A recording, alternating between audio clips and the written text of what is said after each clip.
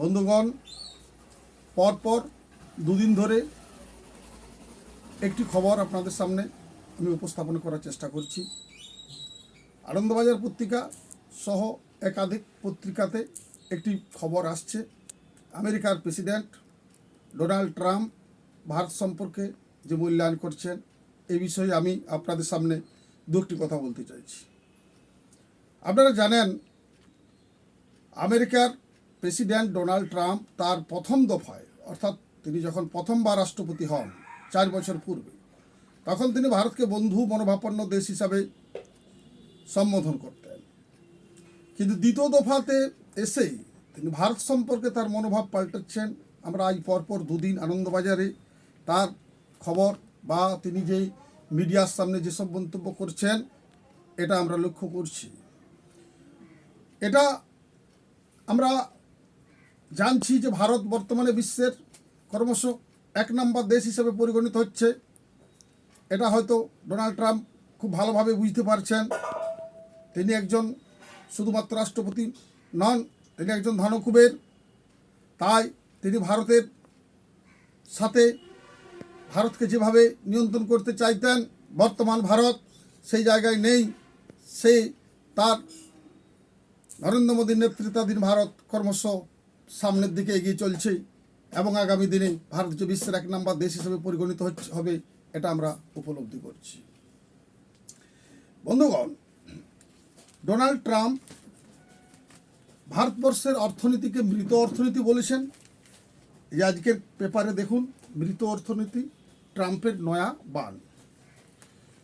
অর্থাৎ ট্রাম্প যে ভাষায় কথা বলছেন, এটা আমাদের দেশের বিরোধী দলের নেতারা, কংগ্রেসের নেতা রাহুল গান্ধী সহ অন্যান্য বিরোধী নেতারা এই ধরনের মন্তব্য করেন।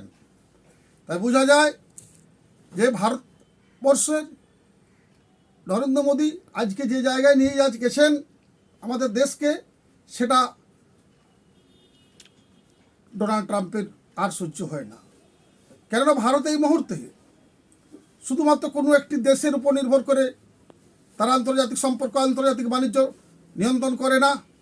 আমরা জানি আমাদের এই দেশ পূর্বে যখন দ্বিমেরু ব্যবস্থা ছিল, তখন আমাদের দেশ রাশিয়াপন্থী ছিল, রাশিয়ার সাথে আমাদের অবস্থান ভালো ছিল। পরবর্তীকালে রাশিয়ার যখন সোভিয়েত ইউনিয়ন যখন ভেঙে পড়ে, তখন আমাদের দেশ কংগ্রেস আমলে আমেরিকাপন্থী হয়। আমেরিকা তখন থেকে ভারতবর্ষের ব্যবসা বাণিজ্য সমস্ত কিছু নিয়ন্ত্রণ করতেন। কিন্তু নরেন্দ্র মোদী প্রধানমন্ত্রী হওয়ার পর তিনি সারা বিশ্ব যখন ভ্রমণ করতেন, সারা বিশ্বের বিভিন্ন দেশে গিয়েছেন বিভিন্ন চুক্তি করতে, তখন আমাদের দেশের বিরোধী নেতারা কটাক্ষ করতেন। কিন্তু আজ আমরা দেখছি এই দেশকে তিনি একটা বিশ্বের প্রথম দেশ হিসেবে পরিগণিত করছেন। তাই অন্যান্য দেশ, বিশেষত আমেরিকা যে তার প্রথম স্থানে ছিল, তার এটা সহ্য হবে না, এটা আমরা জানি। তাই ডোনাল্ড ট্রাম্পের এই মন্তব্যে আমরা খুশি যে ভারত তার শক্তিতে আজ বলিয়ান। আপনারা জানেন, রাশিয়া ইউক্রেন যুদ্ধের সময় আমেরিকার মত উপেক্ষা করে ভারতবর্ষ রাশিয়া থেকে তেল কিনেছিল সস্তায়, সেটা আমাদের দেশবাসী সেই তেলটা আমরা ব্যবহার করেছিলাম। আজকেরও যে চুক্তিগুলো আমরা বিশ্বের বিভিন্ন দেশে আমেরিকার মতামত উপেক্ষা করে ভারত করছে, এটা ভারত শক্তিশালী বিদেশ নীতি, শক্তিশালী যে রাষ্ট্র ব্যবস্থা গড়ে উঠেছে, এটা সত্যি। তাই আমরা বলছি যে ডোনাল্ড ট্রাম্প ভারতকে মৃত অর্থনীতি বলছেন, গতকালের খবর তিনি আবার ভারতীয় পণ্যের উপর আমদানি শুল্ক বসাচ্ছেন। তাই ট্রাম্পের এই দ্বিচারিতা বক্তব্য আমরা প্রমাণ করে যে ভারত আজ বিশ্বে জগৎ সভায় শ্রেষ্ঠ আসন লোভে এই জায়গায় গিয়ে পৌঁছেছে। তাই আমি আমাদের দেশবাসীর কাছে আবেদন এবং অনুরোধ জানাচ্ছি যে ভারত যে একটা কবির ভাষা বলেছিল, বিশ্বের ভারত জগৎ সভায় শ্রেষ্ঠ আসন লাভে, সেই দিনটা আমরা বোধ হয় খুব তাড়াতাড়ি চলে এসেছি।